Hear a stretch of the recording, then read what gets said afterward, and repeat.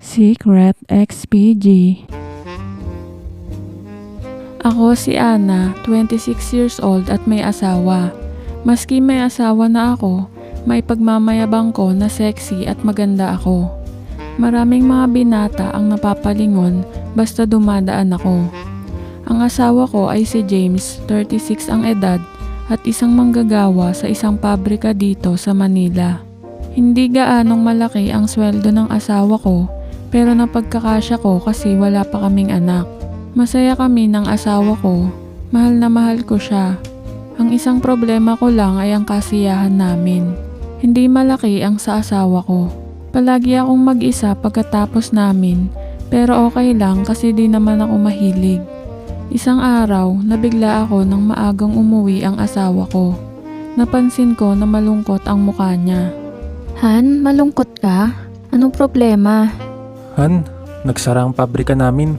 Ang masakit pa ay hindi nabigay ang sweldo namin. Paano na yan, Han? Kailangan natin magbayad ng renta. Kung hindi, papaalisin tayo dito. Tatawagan ko na lang ang kapatid ko. Baka pwede doon muna tayo sa bahay niya tumira habang naghahanap pa ako ng trabaho. Si Jan ang nakababatang kapatid ng asawa ko. Gwapo at macho si Jan. Ang asawa niya ay nagtatrabaho sa abroad at pinapadalhan siya buwan-buwan ng pera. Mabait si Jan, ang problema lang ang pagka-playboy.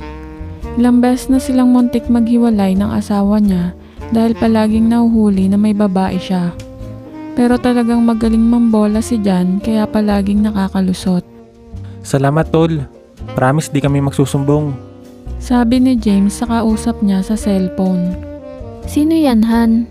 Si Jan, payag daw siya na doon tayo tumira. Basta hindi daw tayo magsusumbong sa asawa niya, sa pangbabae niya. Walang problema yun, Han. Sanay naman tayo sa pagkababaero ng kapatid mo. Maski babaero yun, ubod naman ng bait. Nagsimula na kaming mag-impake. Ipinagbili namin ang TV namin sa kapitbahay namin para may konting pera kaming dala. Palibhasa, konti lang ang gamit namin kaya madali kaming natapos. Tumawag ng taxi si James para makapunta na kami sa bahay ng kapatid niya. 5 PM kami dumating sa bahay ni Jan. Malaki ang bahay nila. Palibhasa, malaki ang sweldo ng asawa niya.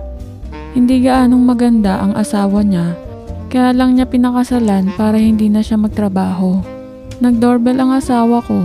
May lumabas na babae na parang 16 lang at lumapit sa amin. Nandyan ba si Jan? Sino po sila? Si James, kapatid niya. Ay, kayo pala, kuya. Kanina pa kayo inaantay ni Jan. Sabi ng babae sabay bukas sa gate. Nasaan ba si Jan?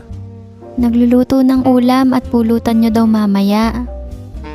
Isang magandang katangian ni Jan ang napakagaling magluto. Ang ibang mga babae ay nadadala sa kanyang luto. Pumasok na kami sa bahay ni Jan, sinalubong niya kami. Ang tagal niyo, tol.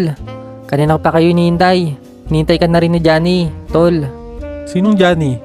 Si Johnny Walker. Matagal na tayong di nagiinuman. Tol, ba't nagsama ka pa ng maid?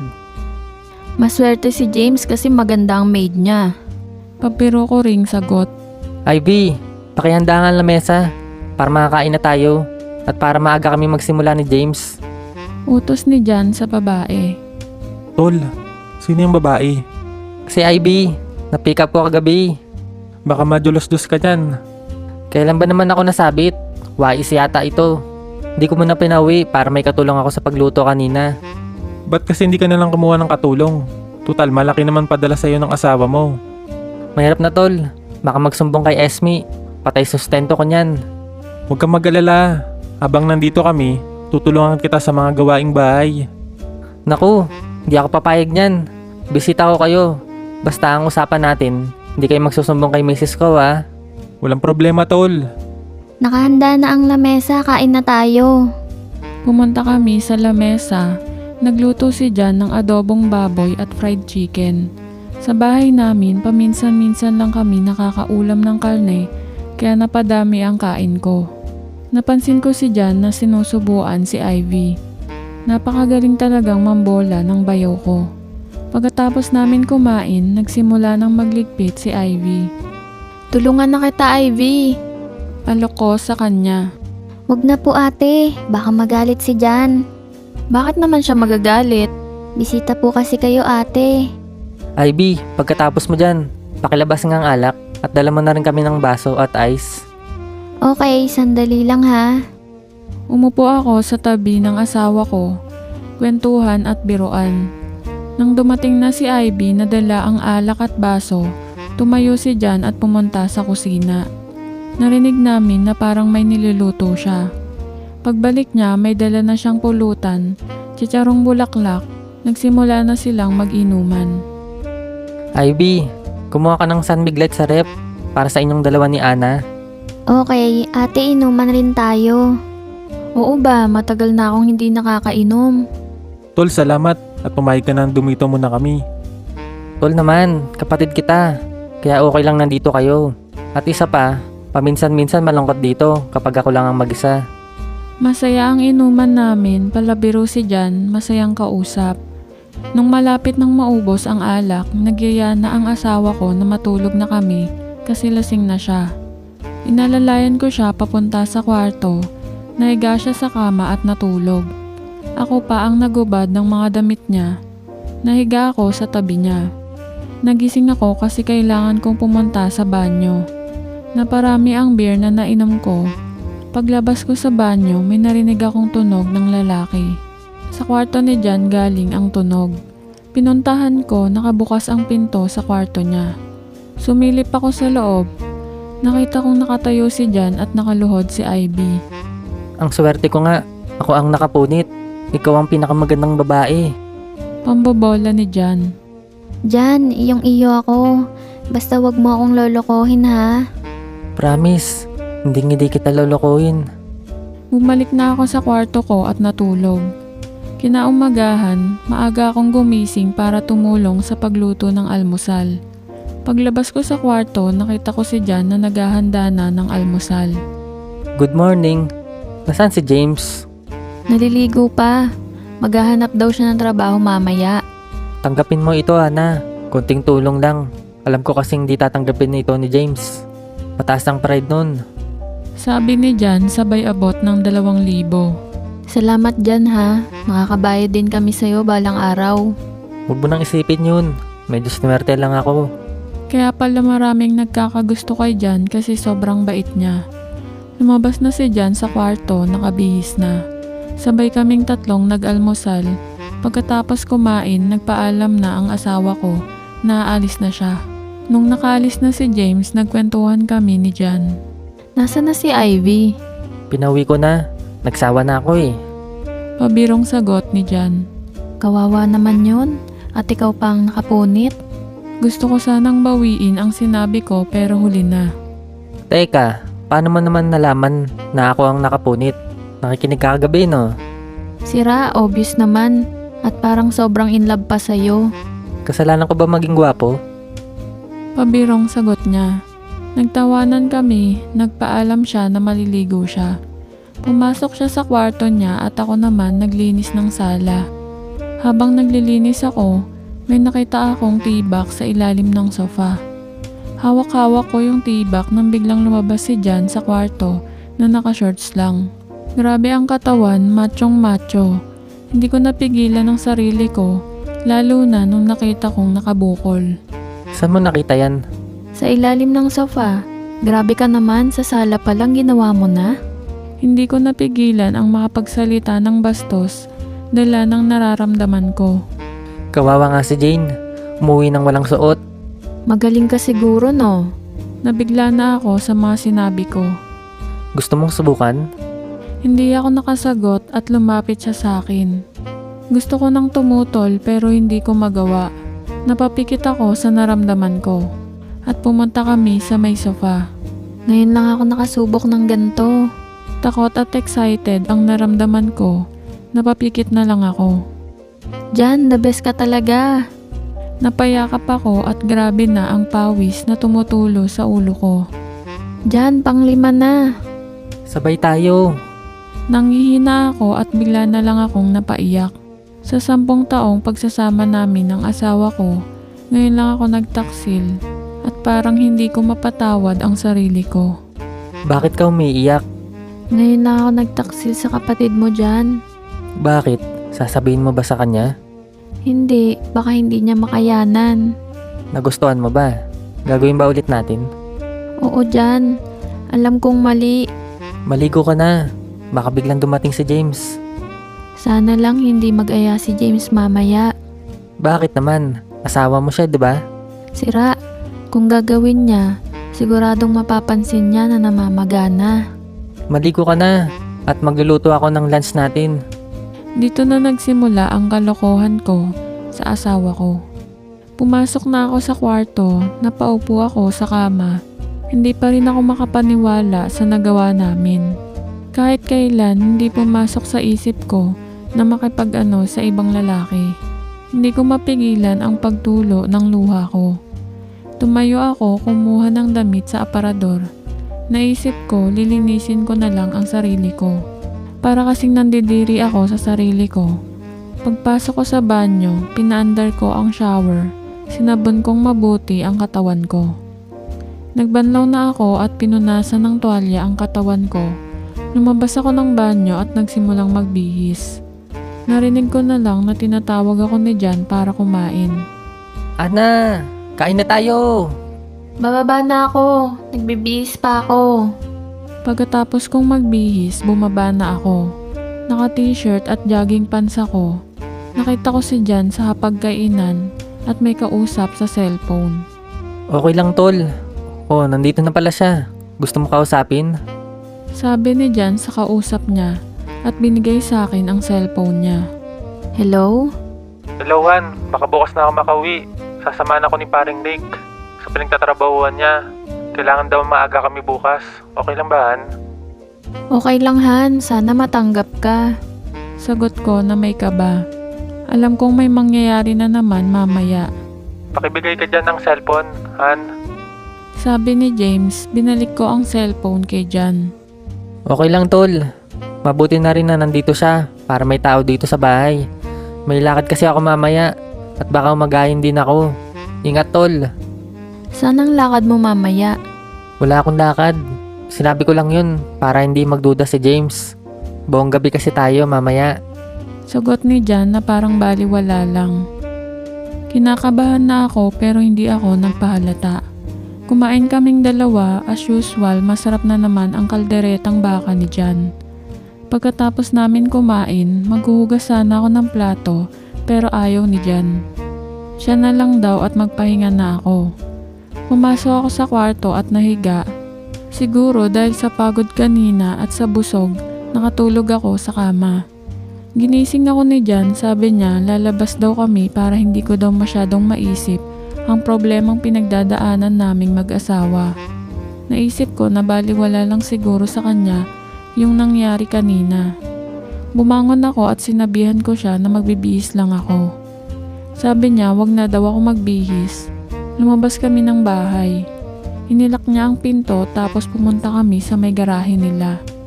Nagulat ako nung nakita ko ang dalawang sasakyan niya, isang bagong Toyota Hi-Ace at bagong BMW. Naalala ko kasi noon na pick-up lang ang sasakyan niya. Nasaan na yung pick-up mo? Pinagbili ko na yun para mabili tong i-Ace. Itong BMW, saan galing to?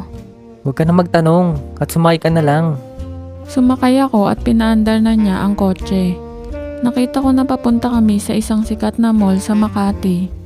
Pagkatapos niyang makapark, lumabas siya bigla at binuksan ang pintuan sa tabi ko at inalalayan ako sa pagbaba. Ngayon lang ako nakaranas ng pagbuksan ng pinto. Nung college ako, may mga naging BF ako na may sasakyan pero hindi nila nagawang buksan ang pinto para sa akin. Inaamin ko na natatouch ako at pagpasok namin sa mall, dinala niya ako sa tindahan ng alahas. Good afternoon, Sir Jan. How can I help you? Sabi ng sales lady na kilala pala ni Jan. Bigyan mo nga ako ng hikaw na bagay dito sa kasama ko. Okay, sir. Sabi ng sales lady na nakangiti. After 5 minutes, bumalik ang sales lady na may dalang-dalawang set ng mga hikaw. Pinasukat niya sa akin ang isa. Sa totoo lang, napakaganda nung hikaw. Magkano naman to, miss? 5,000, ma'am. Naku, ang mahal naman nito. Wala bang mas mura? Ma'am, hindi po bumibili si Sir Jan ng mura. Lalo na sa tulad niyo na napakaganda. Naku, bayaw ko lang si Jan. Asawa ko kapatid niya. Nakapili ka na? Meron na sir. Kaso lang mahal daw sabi ni ma'am. Kukunin ko na yan. Huwag mo nang tanggalin, Ana ha. Pagkatapos bayaran ni Jan ay pumunta naman kami sa isang stall ng mamahaling mga damit. Pumili si Jan ng 3 sexy na damit at inabot sa akin. Isukat ko daw at titignan niya. Isa-isa kong sinukat ang mga damit at pinakita ko sa kanya. Nagdala naman si Jan ng mga heels, 3 pares din. Bawat isa terno sa mga damit. Pinasukat niya sa akin kasya lahat. Tinawag niya ang sales lady, kukunin daw niya lahat pero may pinili siyang damit at sapatos. Ipapasuot daw sa akin at kung pwede yung jogging pants, t-shirt at rubber shoes ko ang ibalot. Pagkatapos niyang bayaran ay dinala ako ni Jan sa isang parlor. Pinamanicure, pedicure at makeup niya ako doon. Pagkatapos ng lahat, pinatayo ako ni Jan sa isang malaking salamin. Nagulat ako sa nakita ko. Hindi sa pagmamayabang lalo akong gumanda at kaakit-akit talaga ang damit na pinili niya. Ewan ko, hindi ko napigilan ang sarili ko na halikan siya sa pisngi sa sobrang saya ko. Sexy, nakagalang-galang ang dating ko. Jan, salamat talaga ha. Ngayon lang ako nagkaroon ng mga gamit at damit na ganito. Nakita ko kasi, nagtatago ang tunay mong ganda at kaseksihan kung mga t-shirt at jogging pants lang suot mo. Yun lang kasi ang kaya ng sweldo ni James. Salamat talaga Jan ha. Sabi ko sabay halik naman sa lips. Sa totoo lang na in love na talaga ako sa bayaw ko. Ang taas kasi ng pride ng kapatid ko. Ayaw tanggapin ng mga alok kong tulong sa kanya. Gabi na paglabas namin sa mall, dinala niya ako sa isang mamahalin na restaurant. Napansin kong pagpasok ko, nagtinginan ng mga tao sa akin na parang sinasabi na ang ganda ko. Umupo na kami at umorder si Jan. Hindi ko maintindihan ang mga in-order niya. Sa karinderya lang kasi ako sanay kumain.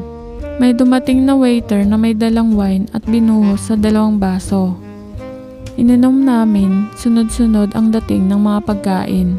Habang kumakain, patuloy ang inom namin. Ewan ko ba tuwing nakikita ko si Jan, parang iba ang pakiramdam ng katawan ko. Siguro dahil na din sa alak. Masaya ang kwentuhan namin ni Jan. Binayaran na ni Jan ang bill at sumakay na kami sa kotse niya. Hindi ko na napigilan ang sarili ko. Nagkasala ulit ako sa asawa ko at ang malala ako pa ang nanguna. Bigla akong umalis at bumalik sa aking upuan. Nagsuot ako at inayos ang blouse ko. Bakit ka tumigil? Hindi pa ako tapos eh. Parang galit na sabi ni Jan. Hindi ako makasagot, napaiyak na lang ako. Pinaandar ni Jan ang kotse tapos nag-drive pa uwi. Pagdating sa bahay, hindi na siya nagsalita at pumasok sa kwarto niya. Litong-lito na ako nun. Mahal ko ang asawa ko pero si Jan ang gumigising ng diwa ko. Pumasok ako sa kwarto, nagbihis at pinasok sa aparador ang mga binili ni Jan na damit. Itinabi ko na din ang mga sapatos. Humiga ako sa kama, hindi ko maintindihan ang nararamdaman ko. Nakukonsensya ako sa asawa ko, pero napansin ko na mas nakukonsensya ako sa bayaw ko na binitin ko. Masaya ako sa asawa ko, pero nararamdaman ko, mas masaya ako kapag kasama ko si Jan. Dinadala ako ni Jan sa langit. Tatayo sana ako pero may sumabit sa unan ko. Ang hikaw na binili ni Jan. Naalala ko na, ngayon lang ako nakatanggap ng ganong regalo. Tumayo ako at pumunta sa kwarto ni Jan. Hindi nakalak ang pintuan niya kaya pumasok ako. Nakita ko na isa lang ang suot ni Jan, maski malakas ang aircon ng kwarto niya. Hinubad ko lahat ng sakin at tumiga sa tabi niya. Ha? Anong ginagawa mo, Ana? Tanong ni Jan na nagising. Hindi ko siya pinansin at patuloy pa rin ako. Baka bitinin mo na naman ako. Hindi promise, maski buong magdamag pa. Sagot ko sabay balik ulit. Hinila ako ni Jan papunta sa tabi niya. Ana, baka ginagawa mo ito dahil sa mga binili ko sa'yo. Hindi ko binili yun para makaisa lang. Sincere ako doon. Alam ko at gusto ko talaga to. Maski hindi mo pa ako binibili ng kahit na ano. Pag-isipan mo munang mabuti bago ka magdesisyon. Ewan ko kung style talaga ng bayaw ko yon, pero lalong nananabik ako nang tanggihan niya ako. Pinagpawisan ako maski malakas ang aircon. Tinignan ko ang bayaw ko, nakatingin lang siya sa akin.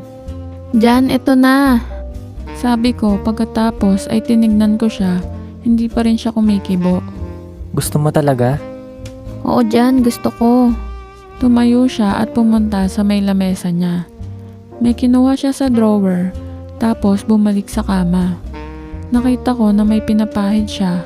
Pinatalikod niya ako. Jan, di ko pa kaya yan, sorry. Sabi ko habang pinupulot ko ang mga damit, tapos takbo papunta sa kwarto ko. Naiga ako sa kama na umiiyak. Pero umiiyak ako hindi dahil sa nagkasala ako, kundi umiiyak ako kasi hindi ko napagbigyan ang bayaw ko. Nakatulog akong umiiyak. Nagising na lang ako nang tumunog ang doorbell. Bumangon ako at binuksan ko ang pinto. Ang asawa ko pala ang dumating. Good morning, Han. Mamagaya yata mata mo. Naiyak ako sa palabas sa cable kagabi. Dumating na ba si Jan? Di ko alam, wala pa kasi siya kagabi pagtulog ko. Han, magluto ka ng almusal. At magbibihis lang ako sandali. Nagluto ako ng itlog at hotdog. Tapos ipinagtimpla ko ng kape ang asawa ko. Paglabas ng asawa ko, sabay kaming nag-almusal. Biglang bumukas ang pinto. Pumasok si Jan at si Ivy. Biglang nasira ang umaga ko. Gusto kong sabunutan si Ivy. Nagsiselos ako pero hindi ako nagpahalata. Tol, mag-almusal muna kayo. Sabi ng asawa ko kay Jan. Mamaya na tol. Itong si Ivy muna sisimulan ko. Sagot ni Jan na lalong nagpaselos sa akin. Pumasok sila sa kwarto ni Jan. Pagkatapos namin kumain, naghugas ako ng plato at ang asawa ko pumasok sa kwarto. Pagkatapos kong maghugas ng plato, narinig kong tinatawag ako ng asawa ko. Pumasok ako sa kwarto ko at nakita siyang nakaebat adan na. Alam ko na kung ano ang gusto ng asawa ko, kaya humiga na ako sa kama. Natigil lang ako sa pag-iisip nang mapansin kong humiga na ang asawa ko. Tapos na pala siya. Narinig ko na may kausap ang asawa ko sa cellphone. Paglabas ko, nakita kong nagmamadaling magbihis ang asawa ko. San ka pupuntahan? Han, tanggap ako dun sa inaplayan ko. Pinapareport na ako ngayon.